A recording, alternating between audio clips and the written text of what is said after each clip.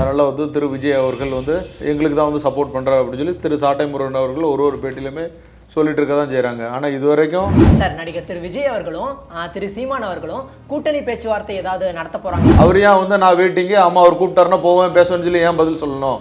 இல்லை அவர் நல்ல ஒரு நடிகர், அந்த நடிகராக எனக்கு வந்து அவர் ரொம்ப பிடிக்கும் அப்படிங்கிற மாதிரியே பதில் சொல்லியிருக்கலாமே. முதல்ல வந்து தமிழ்நாட்டில் டிஎம்கே, இரண்டாவது ஏடிஎம்கே, மூன்றாவது வந்து பிஜேபி அப்படின்னு நாங்கள் எடுத்துக்கலாங்களா? பிஜேபி தமிழ்நாடை பொறுத்த வரைக்கும் ஒரு 5லேருந்து 6 இடங்கள் வர்றதுக்கு வாய்ப்புகள் இருக்குன்னு நான் நினைக்கிறேன். இப்போ திரு அண்ணாமலை அவர்கள் கூட வந்து பார்த்தீங்க அப்படின்னா அவரோட யாத்திரையெல்லாம் போனாங்க, அது மூலமாக வந்து நிறைய மக்கள் கூட நிறைய இன்ட்ராக்ஷன் பண்ணாங்க. அதனால் ஒருத்தருமே ஒரு லெவலில் முயற்சிகள் பண்ணிகிட்டு இருக்கிறாங்க.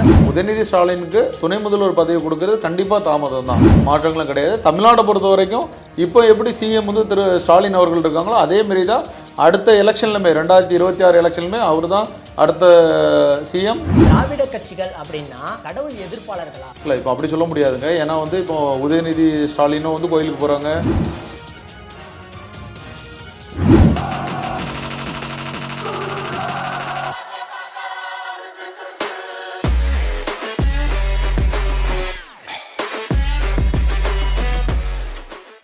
VT மீடியா நேயர்களுக்கு வணக்கம். இன்னைக்கு நம்ம கூட அரசியல் விமர்சகர் திரு சுரேஷ் சார் அவர்கள் இணைஞ்சிருக்காரு. வணக்கம் சார். வணக்கம். திரு சீமான் அவர்கள் வந்து ஐ எம் வெயிட்டிங் அப்படின்னு ஒரு விஜயோட பாணியில் சொல்லியிருக்காருங்களே, அதை எப்படி சார் நம்ம புரிஞ்சிக்கலாம்? வெயிட்டிங் அப்படின்னா அவர் வெயிட் பண்ணிட்டு இருக்காரு. விஜய் பாணியில் சொல்லிங்கனால விஜய்க்காக கூட மேபி வெயிட் பண்ணிட்டு இருக்கலாம். இப்போ விஜயும் அதே ஒரு கருத்தோட இருக்காரா? தெரியல, அப்படி சொல்லிக்கிட்டுறாங்க. இப்போ ஒரு சாட்டை துரைமுருகன் பார்த்தீங்கன்னா ஒரு பேட்டியிலுமே சொல்கிறாப்புல, விஜய் சார் எங்களுக்காக தான் வந்து மைக்கை வந்து சப்போர்ட் பண்ணி பேசுகிறாரு, எங்களோட கருத்துக்கள் எல்லாமே வந்து அவங்ககிட்ட ஒத்து போகுது, அதனால் வந்து திரு விஜய் அவர்கள் வந்து எங்களுக்கு தான் வந்து சப்போர்ட் பண்ணுறாரு அப்படின்னு சொல்லி திரு சாட்டை முருகன் அவர்கள் ஒரு பேட்டியிலுமே சொல்லிட்டு இருக்க தான் செய்கிறாங்க. ஆனால் இது வரைக்கும் ஒரு டைரெக்டாக விஜய் சார் தரப்புல இருந்தோ இல்லைன்னா அவங்களோட நிர்வாகிகள் தரப்புலேருந்து எந்த விதமான ஒரு அறிவிப்புமே வரலை. திரு சீமானோட கொள்கையும் நடிகர் திரு விஜயோட கொள்கையும் ஒரே மாதிரியே ஒன்றி போகுதே சார், அதை பற்றி உங்களோட கருத்து? சீமான் அவர்களை பார்த்தீங்கன்னா இது வரைக்கும் ஓப்பனாக நான் வந்து திரு விஜய் அவர்கள் கூட கூட்டணி வைக்க போகிறேன்னு யாருமே சொல்லலை.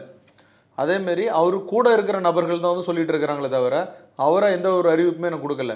இன்னொன்று ஐ எம் வெயிட்டிங் சொல்லியிருக்காரு. ஏன்னா அவர் ஆரம்ப காலத்தில் இருந்தே திமுகவோ இல்லை அதிமுகவோ இல்லைன்னா வேறு ஏதாச்சும் ஒரு கட்சிகளில் கூட்டணியில் இருந்திருந்தாங்கன்னா ஒரு 2-3 தொகுதிகள் வின் பண்ணியிருக்கலாம், அவங்க அடுத்தடுத்த லெவலில் அரசியலுக்கு போயிருக்கலாம். அவங்க எதுவுமே பண்ணாதது அவங்களோட தப்பு, ஒரு கூட்டணி அமைக்காது அவங்களோட தப்பு. ஆனால் அது அவங்களோட பலம்னு நினைக்கிறாங்க, அது எந்த அளவுக்குன்னு சொல்லி தெரியல. ஆனால் இப்போ மேபி நம்ம வந்து இப்போ இருக்க சூழ்நிலை நம்ம ஒரு கூட்டணி அமைச்சு தான் அடுத்த லெவலுக்கு போக முடியும் அப்படிங்கிறத அவர் உணர்ந்திருப்பாரான்னு சொல்லி தெரியல. மேபி அதனால வந்து ஐ எம் வெயிட்டிங் அப்படின்னு சொல்லி அந்த பேட்டியில் சொல்லியிருக்காரு. சார் நடிகர் திரு விஜய் அவர்களும் திரு சீமான் அவர்களும் கூட்டணி பேச்சுவார்த்தை ஏதாவது நடத்த போகிறாங்களா சார்? அதை பற்றி ஏதாவது பேச்சுவார்த்தைகள்லாம் போயிட்டு இருக்கா? மேபி இருக்கலாம். இல்லைன்னா ஏன் நான் வெயிட்டிங் சொல்லணும், அவர் வந்து இல்லைன்னு சொல்லியிருக்கலாமே. இல்லை நான் வந்து திரு விஜய் அவர்கள் கூட பேசலாம், அவர் நல்ல ஒரு நண்பர், அவர் படம் பிடிக்கும் அப்படின்னு சொல்லியிருக்கலாமே. அவர் ஏன் வந்து நான் வெயிட்டிங்கு அம்மா அவர் கூப்பிட்டாருன்னா போவேன் பேசுவேன்னு சொல்லி ஏன் பதில் சொல்லணும்? இல்லை அவர் நல்ல ஒரு நடிகர், அந்த நடிகராக எனக்கு வந்து அவர் ரொம்ப பிடிக்கும் அப்படிங்கிற மாதிரியே பதில் சொல்லியிருக்கலாமே. இப்போ கூட்டணிக்கு வந்து அவங்களுக்கு வந்து ஒரு வாய்ப்புகள் இருக்குதான்னு சொல்லி தேட தானே செய்கிறாங்க. அதை வந்து நம்ம யாராலையும் மறுக்க முடியாது. அது நடிகர் விஜய் கூட மட்டும்தான் அப்படின்னு அவர் நினைச்சிட்டு இருக்காருங்களா, இல்லை மற்ற பிற கட்சிகள் கூடவும் கூட்டணி சேருவோம் அப்படின்ற மாதிரி அவரோட தாட்ஸ் இருக்குங்களா? மேபி இருக்கலாம். ஏன்னா இப்போ அவர் தேவை இப்போ கூட்டணி தேடுறாருங்கிற மட்டும் தோணுது. ஆக்சுவலாக அவங்களோட சில வார்த்தைகள் அந்த பேசுகிற விதங்களில் மேபி கூட்டணிக்காக எதிர்பார்க்குறாங்கன்னு சொல்லி தோணுது. அது திரு விஜய் அவர்களாகவும் இருக்கலாம். ஏன்னா இப்போ அவங்க வந்து ஒரு புதுசாக ஒரு ஃபேமில் வர்றாங்க, அதனால் ஒரு நல்ல ஒரு ரீச் கிடைக்குங்கிற மாதிரி அவங்களுக்கு ஒரு எதிர்பார்ப்புகள் இருக்கலாம். ஸோ அதனால் அவர் கூட கூட்டணிக்கு எதிர்பார்க்கலாம். மற்ற கட்சிகள் வந்திருந்தாலும் அணுகுனா கூட இருக்கலாம். ஆனால் இத்தனை வருடங்களாக வந்து திரு சீமான் அவர்கள் வந்து மற்ற கட்சிகளோட கூட்டணி வச்சிருந்தா இந்நேரம் அவரும் ஒரு தலைவராக இருந்திருப்பார்ல. கண்டிப்பாங்க. ஏன்னா இப்போ ஒரு கட்சி வளருதுன்னா வந்து எப்படி வளர்ச்சி அடையும்? இப்போ ஒரு மற்ற கட்சிகள் கூட பிற கட்சிகள் கூட நம்ம வந்து ஒரு தோழமை கட்சிகள் கூட வந்து நம்ம வந்து ஒரு கூட்டணி இருந்தால் தான் நம்மளுக்கு அது ஒரு பலமாகும். இப்போ ஒரு கை தட்டினா ஓசை வராது, 2 கை சேர்ந்து தட்டினா தான் ஓசை வரும். ஒரு கைத்தட்டலுக்கு அப்படி ஒன்று இருக்கும் போச்சில் ஒரு கட்சியாக இருக்கிறாங்கங்கிறனால கண்டிப்பாக வந்து தோழமை கட்சிகள் கூட கூட்டணியில் இருந்தால் தான் இவங்க அடுத்த லெவலுக்கு போக முடியும். இன்றைக்கி அவங்க அப்படி இருந்திருந்தாங்கன்னா டெஃபினெட்லி அவங்க ஆல்ரெடி வந்து நிறைய சீட்ஸ் ஓன் பண்ணியிருக்கலாம்.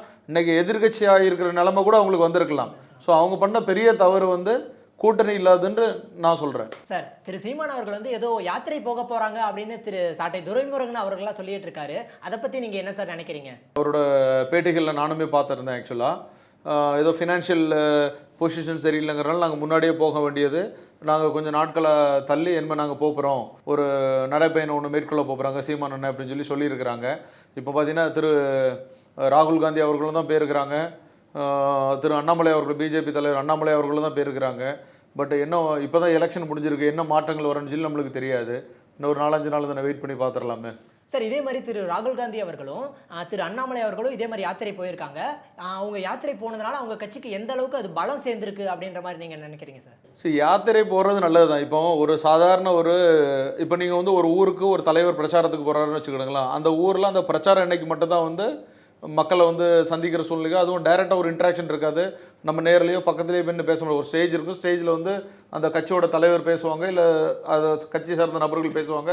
அதுக்கப்புறம் என்ன பண்ணுவாங்கன்னா அது ஆட்டோமேட்டிக்காக வந்து அந்த மீட்டிங் முடிஞ்சுன்னா அவங்க அப்படியே கலந்து செஞ்சிடும். இப்போ இதே நடைபயணம் மேற்கொள்கிறது மூலமாக எல்லா மக்கள் கூடயும் வந்து நம்ம இன்ட்ராக்ஷன் பண்ணலாம். இப்போ ஒரு திமுக தலைவர் இருப்பாங்க, அண்ணா திமுக மக்கள் இருக்கலாம், இப்போ திமுக ஓட்டு போடுற மக்கள் இருக்கலாம், அண்ணா திமுக ஓட்டு போடுற மக்கள் இருக்கலாம். ஸோ அவங்களெலாம் வந்து நம்ம வந்து நேரில் சந்திக்கிறதுக்கு உண்டான வாய்ப்புகள் கிடைக்கும். ஸோ அப்படிங்கிற பட்சத்தில் ஒரு நெருக்கமான சூழ்நிலைகள் மக்களுக்கு அவங்களுக்கு ஒரு தொடர்புகள் வரலாம். மேபி அதனால அவங்களோட கட்சியை வந்து பலப்படுத்துறதுக்கு உண்டான ஒரு வாய்ப்புகள் இருக்கு. தமிழ்நாட்டை பொறுத்த வரைக்கும் முதல் 3 பெரிய கட்சிகள் அப்படின்னு நீங்க எதை சார் சொல்லுவீங்க? இல்லை, திமுக வந்து இன்னைக்கு வந்து நம்பர் 1ல் இருக்கிறாங்க. இன்னைக்கு அவங்க ஆளுங்கட்சி. அண்டு 2வது வந்து அண்ணா திமுகவை குறிப்பிடலாம். 3வதுங்கிற கட்சியில் தான் வந்து இப்போ சீமானா இல்லைன்னா வந்து பிஜேபி கட்சியாங்கிறது வந்து ஒரு போட்டிகள் நிலவுன்னு நான் நினைக்கிறேன். இந்த எலெக்ஷனில் மேபி இன்னும் ஒரு 4-5 நாட்களில் அதோட முடிவுகள் நம்மளுக்கு தெரிஞ்சிடும். தெரிஞ்சதுக்கப்புறம் நம்ம திருப்பி அதை பற்றி பேசலாம். சார் இப்போ நீங்கள் சொன்ன மாதிரி முதல்ல வந்து தமிழ்நாட்டில் டிஎம்கே, 2வது ஏடிஎம்கே, 3வது வந்து பிஜேபி அப்படின்னு நாங்கள் எடுத்துக்கலாங்களா? கண்டிப்பாங்க. ஏன்னா இப்போ சீமான் வந்து போன எலெக்ஷனில் ஏதாச்சும் ஒரு கூட்டணியில் இருந்திருந்தாங்கன்னா அவங்களுக்கு எங்கேயாச்சும் ஒரு இடத்துல ஒரு பெரும்பான்மை கிடச்சிருக்கோம். ஒரு 3வது கட்சின்னு கூட நம்ம, ஒரு பெரிய கட்சின்னு கூட நம்ம அவங்கள சொல்லலாம்.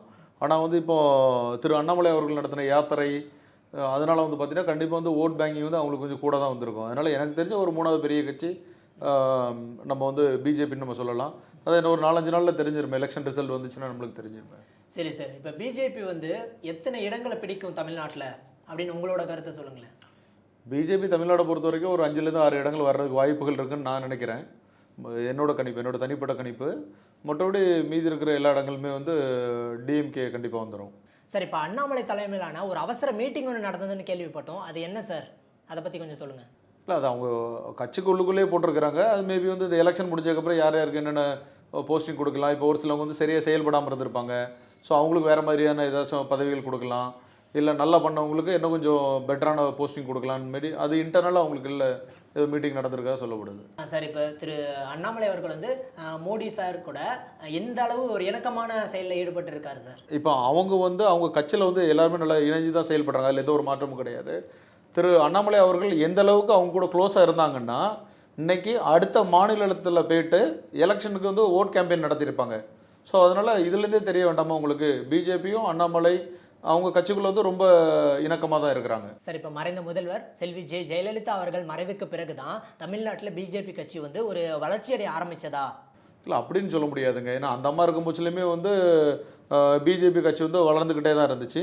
இப்போ வந்து தமிழ்நாட்டில் வந்து பிஜேபி வந்து வேறு ஒண்டி தான் ஆகணும் அப்படிங்கிற ஒரு சூழ்நிலைக்கு தள்ளப்பட்டுட்டாங்க. ஏன்னா வந்து இப்போ திரு கருணாநிதி அவர்களும் இல்லை, அம்மையார் ஜெயலலிதா அவர்களும் இல்லை. அதனால் ஒரு வெற்றிடம் கிடைக்குதுங்கிறனால அதில் எந்த கட்சி வந்து வேகத்தில் வந்து ஃபில்லப் பண்ணிக்கலாம் அப்படிங்கிறனால 2 கட்சிகளுக்குமே வந்து போட்டிகள் இருக்க தான் செய்யுது.